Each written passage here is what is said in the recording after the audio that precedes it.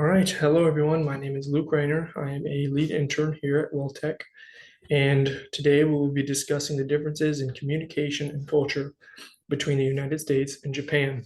As you all may be aware, we just acquired a Japanese company not too long ago, and we will be going to meet with them very soon for about a week.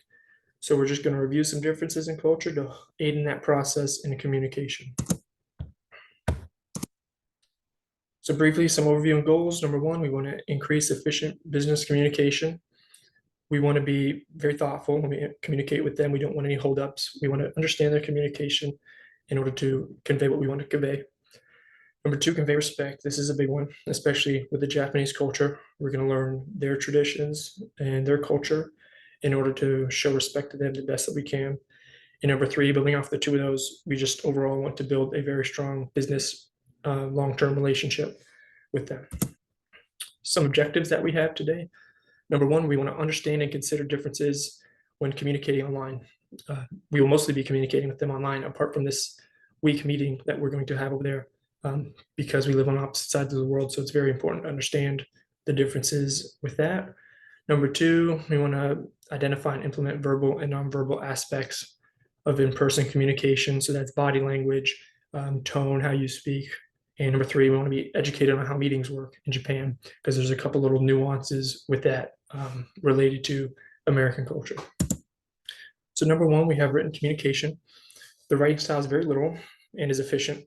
So in American culture, we like to use literary devices, similes, metaphors, but in their culture, they're very literal. So we want to understand that when we're reading what they write to us, and we want to use that when we write to them. So we need to be very literal.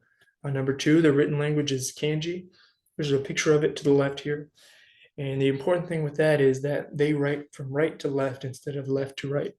So just keep that in mind when you are going through your translations. Number three, they have a very similar letter and email format. They like to keep it organized.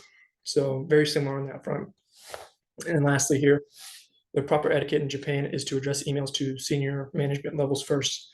So if you're sending to a group of 10 people, you want to put the name of the first, the highest level senior management first, and then build down from there just to show respect. Then we have verbal and nonverbal communication. The first one is expression versus expressionless. In America, we like to use our eyebrows, move our face a lot when we talk to show emotion and convey tone. Whereas in Japan, they are more stoic and their face stays neutral. This is not a sign of them being uninterested. It's just to show that they're listening. Next is eye contact. In America, we see it pretty mandatory when communicating that somebody maintain eye contact to show that they're listening. Whereas in Japan, it's been taught from a young age that it's disrespectful. So they may not maintain eye contact the whole time.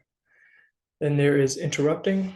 They see it as completely disrespectful, whereas here we see it, if we don't interrupt, we're kind of allowing what they're saying and kind of agreeing with it. But don't interrupt when communicating with them. Wait till they finish and then jump in. And then lastly is the bow.